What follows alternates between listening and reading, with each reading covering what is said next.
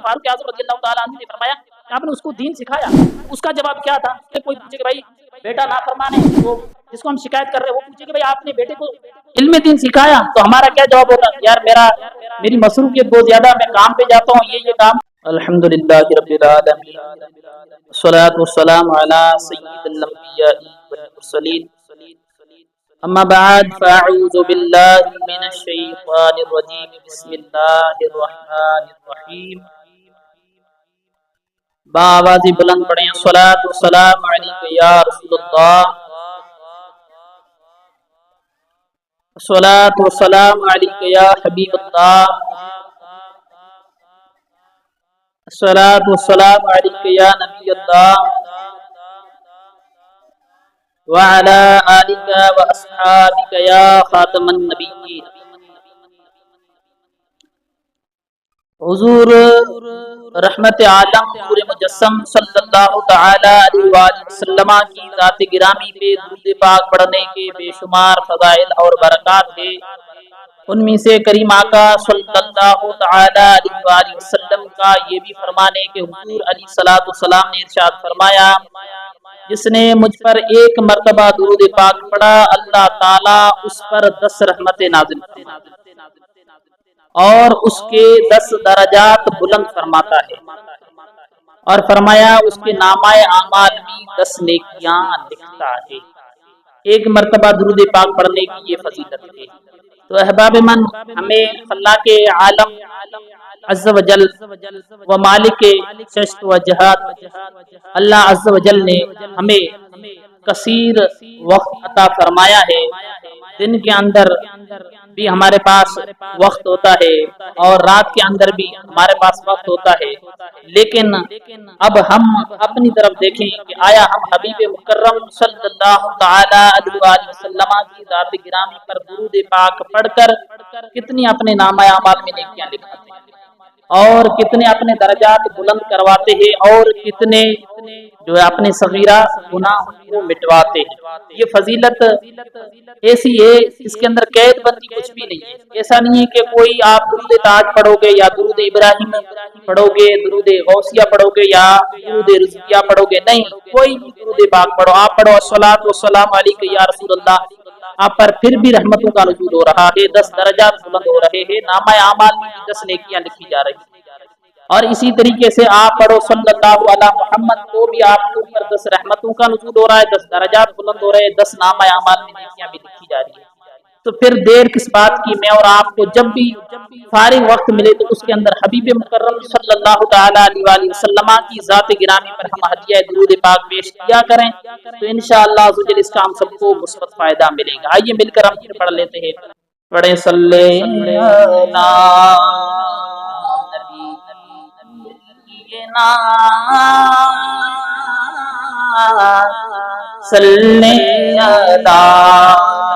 محمد، مل کر پڑھیں صلی شفیعنا صلی محمد. محترم، پچھلے جمعے کو ہم نے کتاب رحمت قرآن مجید و قرآن رشید کی آیت کریمہ کا ترجمہ اور تفسیر سنی تھی. اسی کو ہی آگے لے کے ہم چلتے ہیں. اللہ تعالیٰ نے فرمایا فَاسْأَلُوا أَهْلَ الذِّكْرِ إِن كُنتُمْ لَا تَعْلَمُونَ، تم سوال کرو اہل علم سے اگر تمہیں کسی چیز کے بارے میں علم نہ ہو تو.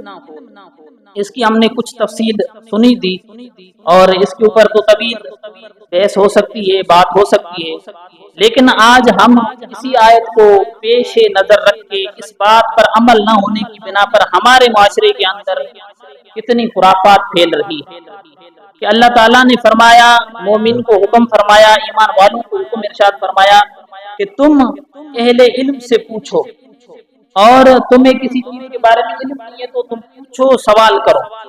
تو پھر اب ہم خود غور کریں کہ ہم کتنا پوچھتے ہیں. اب اسی طریقے سے ایک مجلس کے آداب بھی یہی ہے، یہ بھی میں عرض کرتا چلوں. جیسے ہمارے ڈی صاحب تشریف لائے، اب علم دین کی مجلس لگی ہوئی ہو، علم دین سکھایا جا رہا ہو، درس حدیث ہو رہا ہو، درس قرآن ہو رہا ہو، تو اس مجلس کے آداب ہی سے یہ ہوتا ہے کہ ہم آئیں تو پھر اس مجلس کے اندر ہم نے سلام نہیں کرنا ہوتا. کیوں؟ اس لیے کہ وہاں پر علمی دین کی بات چل رہی ہے. علمی دین کی مجلس کے اندر ہم جب بھی حاضر ہوں تو پھر خاموشی کے ساتھ آ کے بیٹھ جائیں, جو بات ہو رہی ہے اس کو ہم توجہ کے ساتھ سنیں. لیکن اللہ تعالیٰ نے ارشاد فرمایا فَاسْأَلُوا أَهْلَ الذِّكْرِ إِن كُنتُمْ لَا تَعْلَمُونَ, تم سوال کرو اگر تمہیں کسی چیز کے بارے میں علم نہیں. تو اب ہم دیکھیں کہ یہ سوال, یہ حکم ہمیں کیوں ارشاد فرمایا جا رہا ہے کہ فَاسْأَلُوا أَهْلَ الذِّكْرِ إِن كُنتُمْ لَا تَعْلَمُونَ. یہاں پر نفی اس بات کی جا رہی ہے کہ اگر تمہیں علم نہ ہو. ایک بندہ جس کے پاس علم ہے, نالج ہے, وہ الگ بات ہے. جس کے پاس علم نہیں ہے تو اس کو حکم یہ ہے کہ آپ سوال کرو. اب میں اور آپ دیکھیں روزمرہ کے ہمارے معمولات, زندگی کے معمولات ہیں جس کے اندر ہمیں کتنا علم حاصل ہے. اب فرض کر لیں وضو اور غسل ہے, ہم روزانہ کا کرتے ہیں, لیکن رہی بات یہ ہے کہ ہم میں سے کتنے ایسے اشخاص ہیں جن کو وضو اور غسل درست طریقے سے حاصل ہے, اور کتنے ایسے اشخاص ہیں جنہوں نے اپنے گھر کے اندر یہ تعلیم دی, جن کو یہ پہلی بات ہے, جن کو یہ پتا ہے کہ ہم نے شادی تو کرنی ہے لیکن شادی کے اوپر ہمیں بس یہی آسائش حاصل کرنی ہے کہ بھائی بچوں کی امی کھانا پکا کر لے کر آئے, حاضر کر دے اور آپ بیٹھ کے کھائیں, اور ہر چیز ہمارے لیے مہیا ہو. اور بیوی کے حقوق ہم بیان کر رہے ہوتے ہیں کہ مطلب بیوی کا شوہر پہ ہی آتے, لیکن ہم خود اپنی ذمہ داری کو نہیں دیکھتے. ہم اپنی ذمہ داری کو دیکھیں کہ ہمارے اوپر یہ ذمہ داری ہے کہ ہم اپنی اہلیہ کو شرعی مسئلہ سکھائیں. کب سکھائیں؟ کیوں؟ اس لیے کہ ہم جو کپڑے پہنتے ہیں نا, ہمارے اکثر گھروں کے اندر یہ بات بہت زیادہ عام ہو چکی ہے کہ ہمارے گھروں کے اندر خواتین کو یہ پتا نہیں ہے کہ کپڑے جب ناپاک ہو جاتے ہیں ان کو پاک کیسے کریں. ہم نمازیں تو پڑھ رہے ہیں لیکن پہلی نماز کی شرط یہ ہے کہ طہارت, یعنی پاکی حاصل کرنا. اگر پاکی نہیں ہے تو پھر نماز نہیں, پاکی نہیں ہے تو نماز نہیں. جو بندہ پاکی کے اندر, طہارت کے اندر کیا کیا چیزیں شامل ہیں؟ طہارت کے اندر جسم, کپڑا اور جگہ سب شامل. اب اس کے حوالے سے اگر ہمیں خود کو علم نہیں ہے تو ہم آگے گھر کیا پہنچائیں. ہم سوالات کیا کریں, ہم علم دین کی طرف رغبت رکھا کریں. ہونا تو یہ چاہیے کہ ہم جو ہے سارے مل جل کے کوشش کریں کہ بھائی ہمارا نماز فجر کے بعد درس ہوتا ہے تو پھر ہم اس کو عصر کے بعد بھی درس کریں, نماز مغرب کے بعد بھی درس ہونا چاہیے, ذوق ہونا چاہیے سیکھنے سکھانے. کیونکہ موجودہ دور کا تقاضا بھی ہے ہر مسئلے کا حل علم دین عام کرنا. اب دیکھیں علم دین ہم نہیں سیکھ رہے تو اس کی منفی اثرات ہمارے معاشرے میں کیا پڑ رہے ہیں علم دین نہ سیکھنے کی وجہ پر. اب کئی ایسے لوگ ہیں جو آتے کہتے کہ ہماری اولاد نافرمان, ہماری اولاد ہماری مانتی اور اتنی نافرمان ہو چکی کہ ہم کیا کریں. اب دیکھیں ہمارے بزرگوں کی سیرت سے ہمیں ملتا ہے. فاروق اعظم رضی اللہ تعالی عنہ کے دور کے اندر ایک بندہ دیہاتی عربی حاضر ہوا اور عرض کی یا سیدی آپ کی خلافت کے اندر میرے بیٹے نے مجھے مارا ہے. کون کہہ رہا ہے؟ باپ شکایت لے کر آیا خلیفہ دوم حضرت سیدنا عمر فاروق کی بارگاہ اور عرض کر رہا ہے کہ یا سیدی آپ کی خلافت کے اندر میرا ہی بیٹا ہے جس نے مجھ پر ہاتھ اٹھایا. تو آپ نے پہلا جو سوال کیا اس کے اندر میرے لیے اور آپ کے لیے سبق, اس کے اندر میرے لیے اور آپ کے لیے درس ہے. وہ کیا سبق ہے؟ آپ نے فرمایا سب سے پہلی بات یہ ہے کہ بیٹے کو میں بلا کے تفتیش بعد میں کروں گا, سب سے پہلی بات یہ ہے کہ آپ نے اپنے بچے کو علم دین کتنا سکھایا, آپ نے علم دین کی طرف کتنا اس کو قریب کیا ہے, اس کو دین کتنا سکھایا ہے. اگر تو نے اس کو دین سکھایا ہوتا تو اس کے ذہن میں والد کا ادب و احترام ہوتا اور اس کے ذہن اس طرف جاتا ہی نہیں کہ میں اپنے والد کے اوپر ہاتھ اٹھاؤں. اس لیے کہ دین اس چیز کا, آپ کوئی معاشرے کے اندر عالم دین دکھائیں جس نے اپنے والد کی کوئی ایسا عالم نہیں ہوگا جس نے اپنے والد صاحب کو گھر سے نکالا, یا ایسا بھی نہیں ملے گا کہ کسی عالم دین نے اپنے والد کو جھاڑا ہو, بدتمیزی کی. کیوں؟ اس لیے کہ اس نے دین سیکھا ہے, دین اس کو ان باتوں سے روک دیتا ہے. آج میں اور آپ ہو رہے ہیں تو حضرت سیدنا فاروق اعظم رضی اللہ تعالیٰ عنہ نے فرمایا کہ آپ نے اس کو دین سکھایا. اس کا جواب کیا تھا؟ وہ جو آج میرے اور آپ کا جواب ہوتا ہے وہی والا جواب کیا ہوتا ہے. اگر ہم سے کوئی پوچھے کہ بھائی بیٹا نافرمان ہے تو جس کو ہم شکایت کر رہے ہیں وہ پوچھے کہ بھائی آپ نے بیٹے کو علم دین سکھایا, تو ہمارا کیا جواب ہوتا ہے؟ یار میری مصروفیت بہت زیادہ, میں کام پہ جاتا ہوں, یہ کام کرتا ہوں, مجھے ٹائم ہی نہیں ملتا کہ میں اس کو دین سکھاؤں. تو اس عراقی نے, اس دیہاتی نے بھی یہی جواب دیا, یا سیدی مجھے تو ٹائم ہی نہیں ملتا, میں بندی کارے پہ ہوتا ہوں, کام کاج کرتا ہوں, کیا میں اپنے بچے کی تربیت کروں, کیا میں اس کو دین سکھاؤں.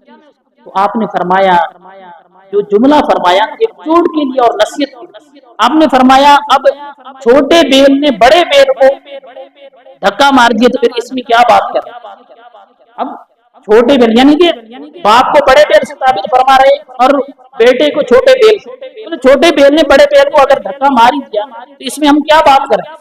بات تو وہاں کریں جہاں پر انسانوں کا ہو۔ اور ایک عربی مشہور مقولہ بھی ہے کہ العوام کالانام، عوام جو ہوتی ہے ایک انعام کہتے ہیں عربی کے اندر جانور، عوام جانوروں کی طرح ہوتی ہے۔ اب اس کو کیسے، اب اس عوام میں خواص کی طرف وہی لوگ بڑھتے ہیں جو علم دین سیکھتے ہیں، اگرچہ معاشرے کی کسی بھی فیلڈ سے ان کا تعلق ہے، لیکن بات یہ کہ وہ اپنی ضرورت کے مسائل سے، اپنی فیلڈ کے مسائل سے دین کی طرف آتے ہیں تو پھر وہی خواص کی طرف بڑھتے ہیں، اور وہ انسان کی جو اصل بنیادی باتیں ہیں اس کی طرف بڑھتے تو پھر وہی انسان بنتے۔ جیسے اگر انسان کو ایک جنگل کے اندر چھوڑ دیا جائے، جانوروں کے اندر چھوڑ دیا جائے، کچھ سالوں کے بعد اسی بچے کو، ایک چھوٹے سے بچے کو ادھر کسی ایسے طریقے سے کہ بس اس کی حفاظت ہوتی رہے، کوئی درندہ اس کو کھائے نہیں، زندہ رہے، 10 سال کے بعد آپ اس کو لے کر آؤ، اس کو پانی پینے کا ڈنگ نہیں، کیوں؟ اس لیے کہ وہ ایک جنگل میں رہ رہا ہے، کسی چیز کے بارے میں پتہ نہیں۔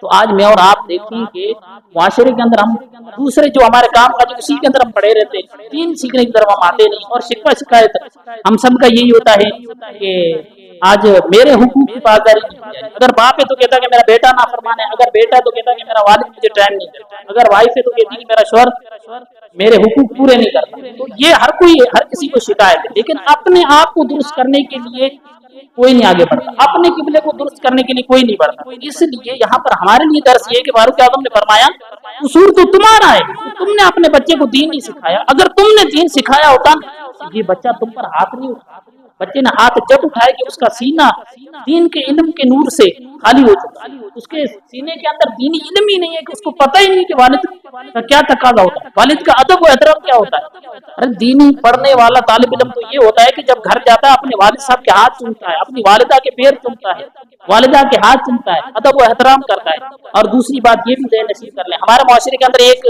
تشکیل یہ بھی دی جا رہی ہے کہ بچے کو اسکول بھیجتے یا مدرسے بھیجتے، تو ہمارے یہاں ایسے ہی ہوتا ہے کہ بھائی اب ہم نے بڑے اسکول کے اندر داخلہ کرا دیا، اچھے قاری صاحب کے پاس بھجوا دیا، اچھا پڑھا رہے ہوں گے، اچھی تربیت ہو رہی ہوگی۔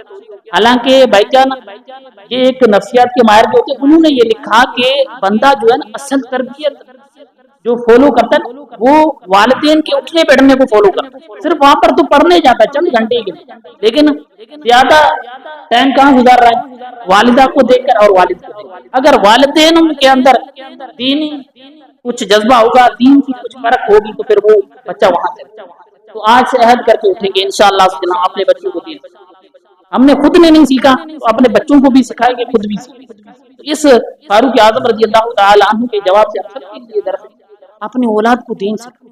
ایسا نہیں ہو کہ جب وہ اولاد بڑی ہو جائے، جوان ہو جائے تو پھر ہمارے اوپر جائے، اس سے قبل ہم دین سکھائیں اور خود بھی سیکھیں۔ کئی ایسے لوگ جن کو میں جانتا ہوں جو روتے ہیں، کہتے کہ میرا بیٹا میرا کہنا نہیں مانتا۔ میں ایک جگہ پہ امامت کرتا تھا، وہاں پر والد صاحب مجھے کہنے لگے کہ مولوی صاحب میرے جو ہے 5 بیٹے، ان میں سے 2 شرابی بن چکے ہیں، میرا ایک اچھا نام تھا، لیکن رہی بات یہ کہ آج میں جو وہ دکانوں میں جا کے دھونی نہیں دیتے 2 4 5 روپے ملتے، یہ جو ہے 2 4 5 روپے ملتے، میرے دن کے جو ہے نا 500 بنتے، پھر میں اور میرے بیٹے جو 2 جن کو میرے بڑے 3 بیٹوں نے نکال دیا، مجھے بھی نکال دیا اور میرے بیٹوں کو بھی نکال دیا۔ یہ دین سے دوری نہیں ہے دور میں، تو آج سے عہد کریں انشاءاللہ جب ہم دین کے قریب آئیں گے، یہ مسجد کے دروازے آپ کے لیے کھلے ہوتے ہیں، آپ تشریف لایا کریں، ہماری ذمہ داری بنتی ہے، ہمارے علاقے کی مسجد ہے، ہم نے آیا تو کوئی باہر سے کوئی نہیں آئے گا، ہم کوشش کیا کریں اللہ تعالیٰ سب کو علم دین سیکھنے کی توفیق عطا فرمائے، آمین بجائے طہ و یاسین صلی اللہ تعالی علیہ وسلم سنت عطا فرمائے۔